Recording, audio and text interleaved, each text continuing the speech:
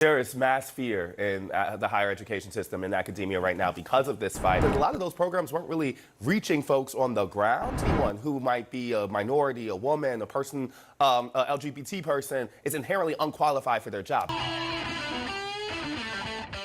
I've got another CNN panel lined up for us talking about the Trump administration's attack on universities, civil rights, DEI. So strap in, take a moment if you can, leave us a like. It helps us out tremendously, gives us a boost in the algorithm, and let's get right into the conversation. It also reflects a country that has really backslid, I would say, in some of those commitments over the last 5 years. I was thinking about kind of the then and now post George Floyd summer, that 2025, and almost universally, whether it's corporate, political, even some places in media, you've seen folks make those commitments and really back off of them. And I think it somewhat reflects a reality that some people didn't want to admit, which is a lot of those programs weren't really reaching folks on the ground. And then the right, and Donald Trump specifically, has been able to kind of turn it into a slur. He's been goes beyond just using DEI as the program, but really goes at the fact that anyone who might be a minority, a woman, a person, a LGBT person is inherently unqualified for their job. That's how he talks about it, and that's how he's really had political success. I saw the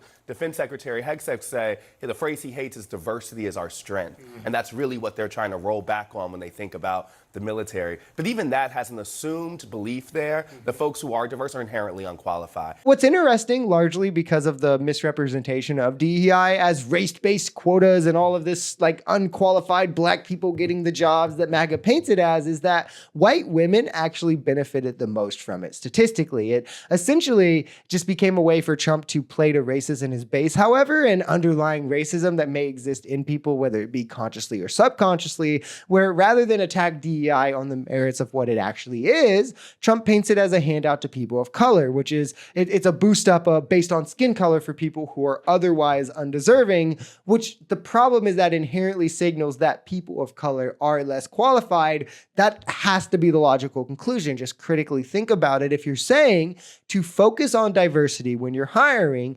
guarantees you're getting a less qualified candidate, you're implying there that those diverse candidates are less qualified. So in diversifying, you're getting the less qualified candidates, which is racist. It's really that simple. One of the things that Republicans, and this isn't new, this isn't even new under Trump, but one thing that conservatives have often tried to do when it comes to diversity, equity, inclusion is to look at the solutions that were put in place to address systemic and institutional racism or issues with discrimination on myriad issues.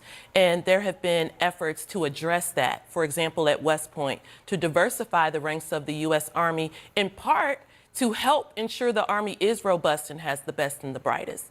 But what we see some conservatives doing is then making those initiatives the problem. So it's not that the Army lacks diversity, is looking to ensure that it's strong for generations to come, but now those programs put in place are the problem in attacking the programs. That is brilliant insight, and it's a really clever obfuscation from Republicans to shift the focus off the systemic racism, which shows that the issue here is really foundational. Many of these people just outright deny that systemic racism is real. They say it's woke and something the left only talks about to divide us, or whatever the most recent talking point is, which is kind of funny when you consider that those same people say that systemic discrimination does exist, but only for a straight white male billionaire. But when you don't even believe the issue at hand, you of course won't support the solutions for the issue. But the logic is easy, right?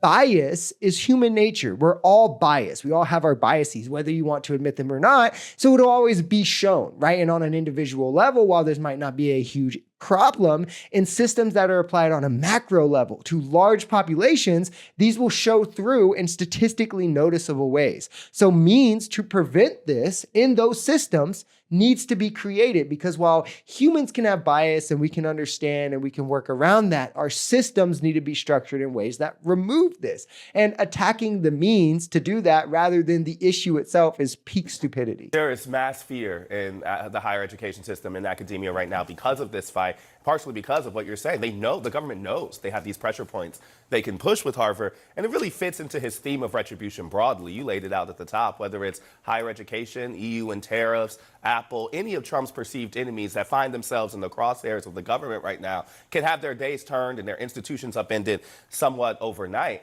But this is a total and complete effort by this White House, which Harvard is a proxy. And so, what Republicans have done successfully is really use these institutions like Harvard as a face of what they feel is an entrenched liberal ideology in particularly higher learning. It both serves the purpose of Trump needing to quell critical thought because it allows you to see right through his lies, but it mainly serves the purpose of his attack on diversity, where he can silence Black voices in education, Black teachings and curriculum, foreign students from coming and spreading their culture on campus in an effort to, one, control who can learn at higher institutions, and two, what they learn at these higher institutions where dissent and diversity is being crushed. It's a core piece of how fascism is installed, how democracy dies. It's very nationalistic, and it should be scary for any person of color and a wake-up call to them as to who is supporting this and comfortable with it and who isn't.